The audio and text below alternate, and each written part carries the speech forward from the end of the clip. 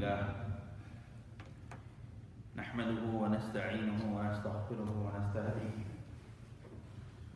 ونؤمن به ونتوكل عليه ونعوذ بالله من شرور أنفسنا ومن سيئات أعمالنا من يهده الله فلا مضل له ومن يضلله فلا هادي له ونشهد أن لا إله إلا الله وحده لا شريك له ونشهد أن سيدنا مولانا محمدا عبده ورسوله صلى الله تعالى عليه وعلى آله وأصحابه وبارك وسلم تسليما كثيرا كثيرا أما بعد أعوذ بالله من الشيطان الرجيم بسم الله الرحمن الرحيم قال الله تبارك وتعالى كل نفس ذائقة الموت ونبلوكم بالشر والخير فتنة وإلينا ترجعون وعن أبي ذر رضي الله عنه قال قال رسول الله صلى الله عليه وسلم زر القبور تذكر بها الآخرة واغسل الموتى فإن معالجة جسد خاو موعظة بليغة وصل على الجنائز لعل ذلك أن يحزنك فإن الحزين في ظل الله يتعرض كل خير رواه الحاكم صدق الله العظيم وصدق رسوله النبي الكريم ونحن على ذلك من الشاهدين والشاكرين والحمد لله رب العالمين اللهم صل على سيدنا مولانا محمد كلما ذكره الذاكرون وصل على سيدنا مولانا محمد كلما غفل عن ذكره الغافلون اللهم صل وسلم على عبدك ورسولك اللهم صل على سيدنا مولانا محمد أفضل صلوات. My respected brothers and sisters and honorable elders, Assalamu alaikum wa rahmatullahi wa barakatuh. When we were born, we did not know anything. We didn't even know when we were born and where we were born. That information is known to us only through the data that is passed on to us by our parents or those who were present at that time. Because when a child is born, the child doesn't know where he is born or when he is born.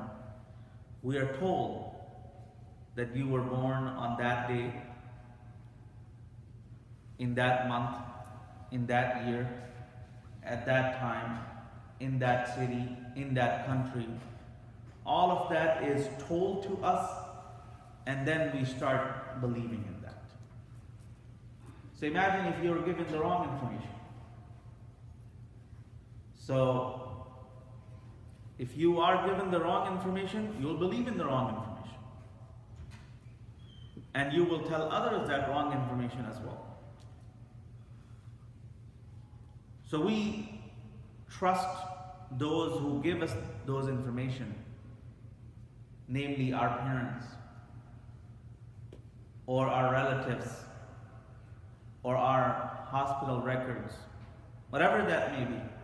We trust that and we rely on that in believing that yes, that is my date of birth, and that is where I was born, and that is the time when I was born, and that is my mother, and that is my father, so on and so forth. The death, on the other hand, is a different experience. We all know, should know, and must know that death is inevitable. But as we grow in the life of this world, and we engage in the countless activities of the life of this world, we forget the end of our life. We forget that the end will come sooner or later. Death will come and will seize us sooner or later. The only thing that is of doubt is the time of that death, the date of that death, the day of that death. But what is definite and doubtless is the fact that that death is coming. And Allah subhanahu wa ta'ala gave us so many reminders in different forms. Those reminders are also lie in the fact that people before us did not live forever. Whether it is the nations before us or the individuals before us, they did not live forever. No one lived forever. Allah subhanahu wa ta'ala said to the Prophet sallallahu alayhi wa sallam, إِنَّكَ مَيِّتٌ وَإِنَّهُمْ مَيِّتُونَ. You are going to die and they are going to die. No one is going to live forever. And we know the fact that Adam alayhi salam lived his share of life and then he died. His wife Hawa alayhi salam, same story. Ibrahim alayhi salam, same story. Ismail alayhi salam, Ishaq alayhi salam, Yusuf alayhi salam, Musa alayhi salam, and Muhammadur Rasulullah sallallahu alayhi wasallam. All of them, they went through the same story. There was a beginning and then there was the end. Allah subhanahu wa ta'ala brought us into this world without our choice. We were not given a choice to either come to the world or not come to the world. It was the decision of Allah. He created us and He decided that we are going to come to this world and stay here for a certain period of time. And then the end too is by the decision of Allah, not our decision. If it was up to the people to choose the time of their death, some of them would hasten and some of them would choose no. Some of them would say, no, I'm not ready.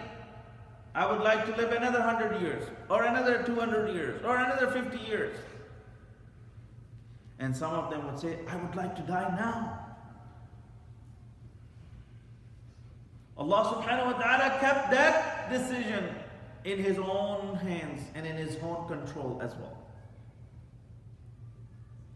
The period in between our birth and our death is a period over which Allah has given us some sort of control.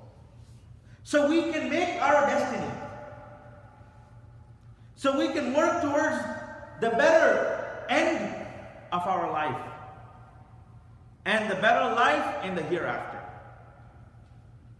As Allah subhanahu wa ta'ala said, إِنَّ الْعَاقِبَةَ لِلْمُتَّقِينَ وَالْعَاقِبَةُ لِلْمُتَّقِينَ. The good end is for those who fear Allah. The good end is for those who are righteous and who believe in piety and live a life of piety. The good end is of those. And that is the end of the believers, the end of the prophets of Allah, the end of the allies of Allah, the friends of Allah, the end of those who fear Allah, the end of those who are righteous and pious. That is the end that Allah subhanahu wa ta'ala wants every single person on the face of this earth to have. But we have to work for it. It's not something that comes automatically or even easily. We have to work towards that end. So Allah subhanahu wa ta'ala gave us the beautiful teachings of Islam, so we may learn the teachings of Islam and practice upon the teachings of Islam, and by practicing upon the teachings of Islam, we are given a guarantee of a good end and a good life in this world and a better life in the hereafter. That is the guarantee that Allah has promised. Allah subhanahu wa ta'ala does not turn away from His promises. He does not turn away from the promises that He makes to the people. Inna Allah la yukhliful mi'ad. Any promise that Allah makes, Allah keeps that promise. For us, we make promises and we break promises. But Allah, when He makes a promise, He keeps that promise. There has never been a time in the history of mankind and in the history of this universe where Allah subhanahu wa ta'ala ever broke His promise to anyone. His promise is the most truthful promise. There's nothing like that promise that Allah subhanahu wa ta'ala makes. And we believe in all the promises that Allah subhanahu wa ta'ala made. So the death is something that we often forget because we become too engaged in our activities of this life. We become overwhelmed. So we forget that we are headed in a direction that will take us from one life to another life. Death is not the end. Death is a transition period. Death is a time when we will switch from this life to another life. Contrary to the belief of those who say that death is the end. There's nothing after death. We as Muslims will believe that death will only make us transition from one life to another life. We don't vanish from this universe. We don't disappear from the universe. We just move from one place to another. It is as if someone moved from one country to another country, and now there was no possible communication between the people of this country and the people of that country. The person is still there. The only thing that we have lost is the communication. And that's what happens with death. When we lose someone, we only lose the communication. That person is still there. That person has gone from one life to another life, from one world to another world. But that other world is dependent on the actions and the beliefs that we had in this world. If we had good actions, good record, and good beliefs, then the next world will be better than this. But if we had bad actions, bad record, bad character, bad beliefs, then the next life will be worse than this. So the Prophet ﷺ, from time to time, he would advise his companions that you should not forget about the death. You should not forget about the akhirah. It is natural that we become overwhelmed by the engagements of our life, so we will forget. It is natural. We will forget. But the Prophet ﷺ reminded us that do not let that forgetfulness prevail. Do not let that take you away from Allah subhanahu wa ta'ala. Let yourself be served by the various reminders that come from Allah subhanahu wa ta'ala. And one of the most powerful reminders that come from Allah subhanahu wa ta'ala to the believers in reminding of death is the janazah of someone. When you attend the janazah of someone, you know in your mind that this person whose janazah we're praying, whose janazah we're about to perform, this person was alive and well just a short while ago, maybe a few hours ago, or a few days ago at the most. He was walking, he was probably driving, he was flying, he was doing all the things that we are doing now. But there was an abrupt change. There was a sudden pause that brought this person to a halt. Now this person is lying there and he's not able to move his hands. He's not able to move his eyes. He's not able to move his feet. He's not able to do anything. And he is getting ready to be buried,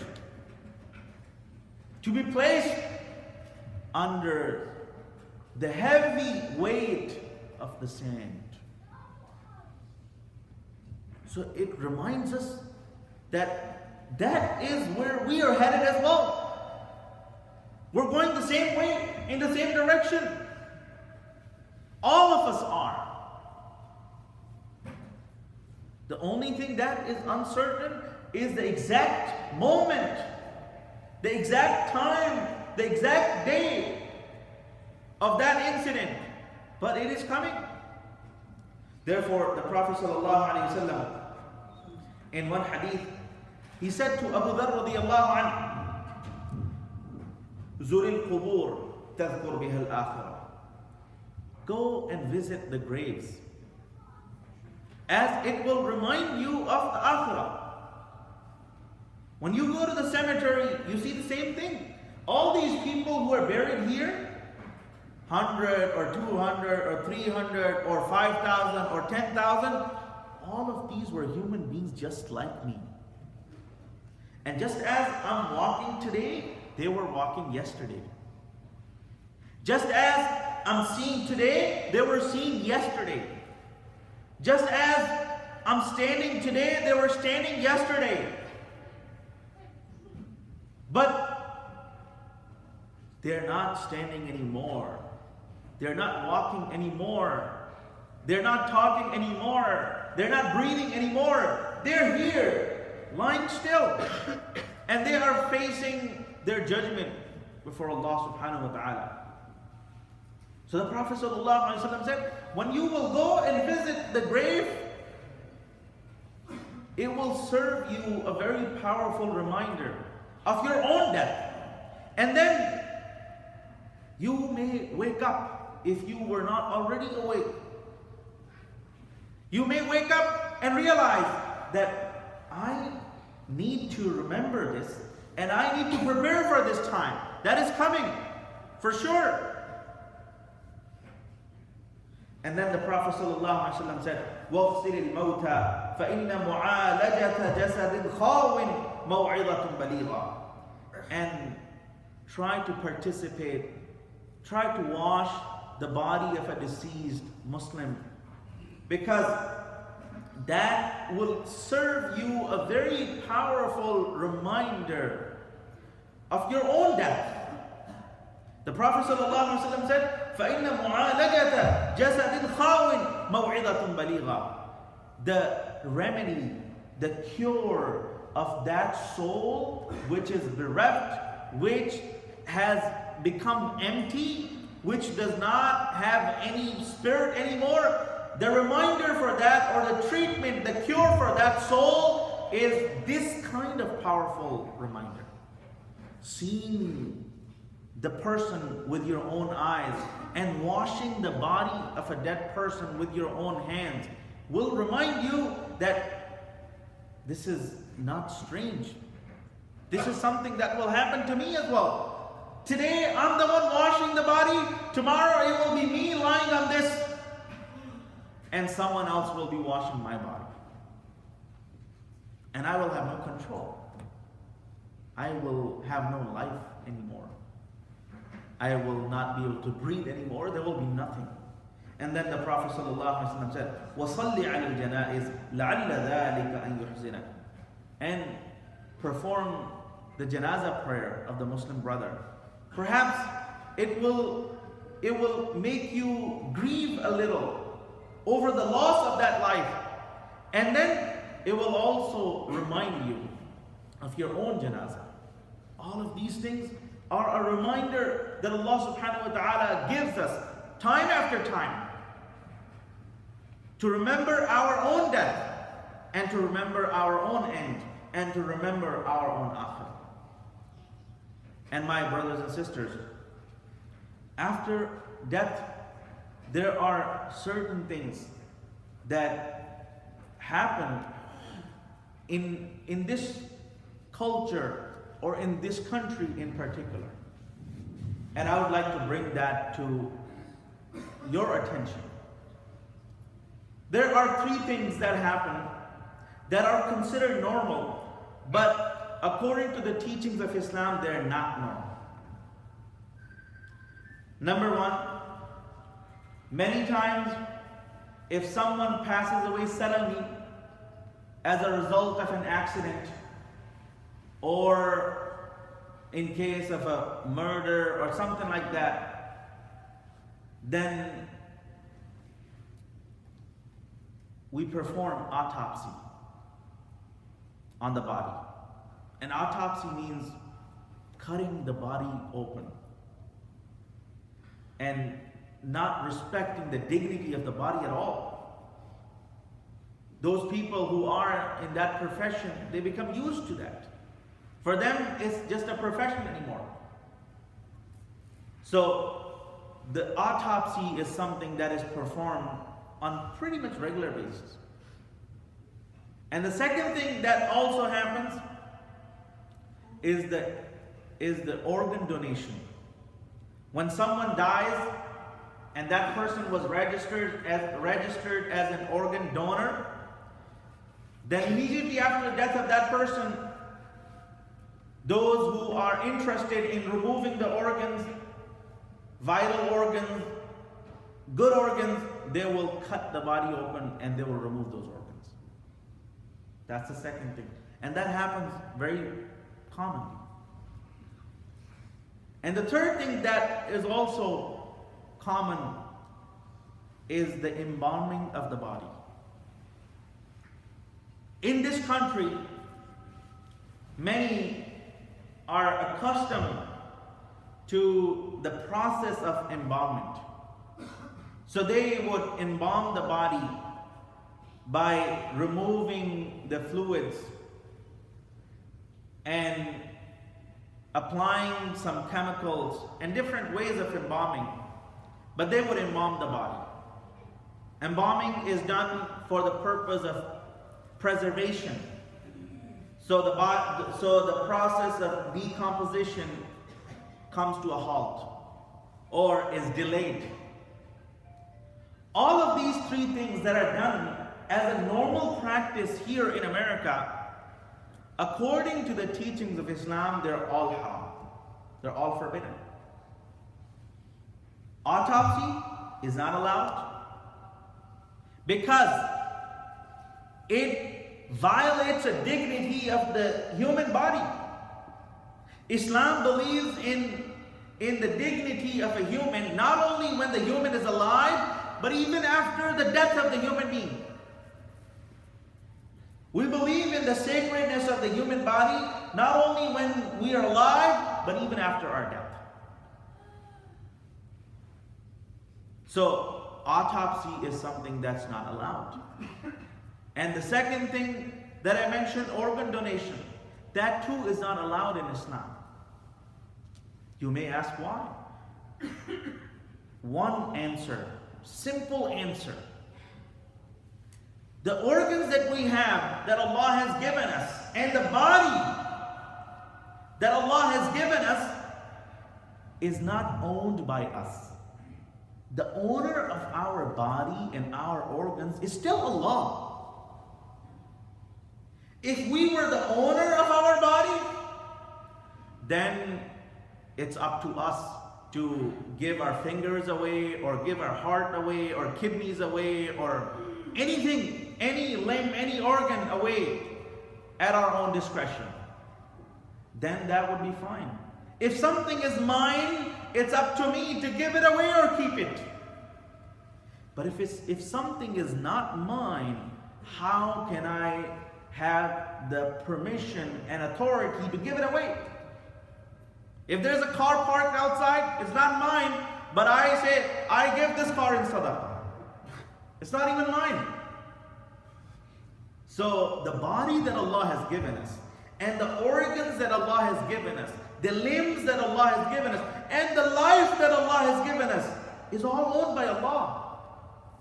And that is also why suicide is also haram in Islam. Because suicide cuts your life short, which Allah had given you, and only Allah has the power to decide when your life should end. We don't. We don't get to decide when our life will end. If we were given that power, then that would be fine. But we're not. Allah kept that power with Himself. So the organs in our body, the limbs of our body, everything that we have is given to us by Allah for use. Once we're done using that, it must be given back to Allah. And how we give it back to Allah? We bury that person with the limbs, with the organs, with everything into the ground, because that is how Allah has instructed us. And the third thing too, it violates the teachings of Islam. The embalming violates the teachings of Islam. Islamic teaching is not to preserve the body after the death, but to rush in washing the body, in shrouding the body, and then taking it for burial as soon as possible. The sooner, the better. Unnecessary delay is not allowed in burial. So, embalming will become an obstacle to that, and it also violates the first principle, which is cutting through the body. Embalming involves that as well, to lesser extent, but still. So these three things happen on normal basis, and they're considered normal. But as Muslims, we should be aware of that, and obviously when we are dead, we have no control over anything. But when you're alive, we have control. So the way to prevent all of these three things is by addressing those three issues. So when you are alive, let your relatives know, let your family members know, let your physicians know that when I die, no matter in what circumstances, I don't want anyone to perform autopsy on my body. If there is a certain circumstance where it is required by law or under extraordinary circumstances, you can contact a scholar, and the scholar will be able to guide you. But as a general rule, let your family members, let your physicians, let all those who are responsible in one way or the other, let them know that I don't want autopsy performed on my body after my death. That's the way to avoid it. And the organ donation will only happen if you are a registered organ donor. Do not let yourself become a registered donor. Do not register as an organ donor, because it is not allowed in Islam. And the third thing too, you can let your family members know, and you can let the physicians or the funeral home or others know that I don't want my body to be embalmed under any circumstances. I want my body to be buried as soon as possible, because that is where it belongs after the death. That is the teaching of our beautiful religion. That is the instruction of Allah subhanahu wa ta'ala. May Allah subhanahu wa ta'ala forgive us. May Allah subhanahu wa ta'ala give us comfort. May Allah subhanahu wa ta'ala give us the ability to practice upon the sunnah of Rasulullah sallallahu alaihi wasallam. Ameen wa akhir da'wana alhamdulillah rabbil alamin. Tonight, inshallah, we will have our weekly halaqah of hadith after Salatul Maghrib, inshallah.